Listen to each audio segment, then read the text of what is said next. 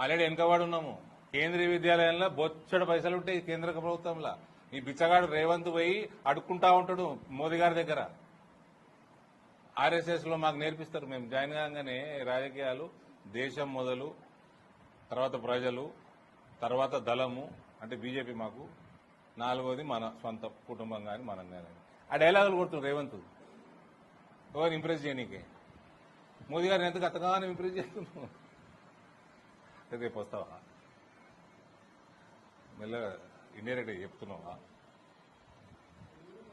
Sir అనిపోయారు కూడా మెరిసే జుడిజావా అని.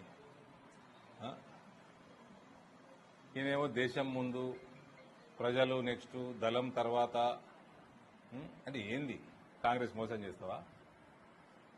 మీ ఎమ్మెల్యే ఇక్కడ ఎమ్మెల్యే టీఆర్ఎస్ మోసం చేసినట్టు.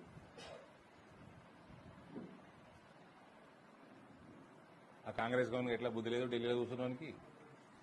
ఆలోచించుకోవాలా, ఆలోచించుకోకపోతే 100 సార్లు వస్తారు కానీ ఇది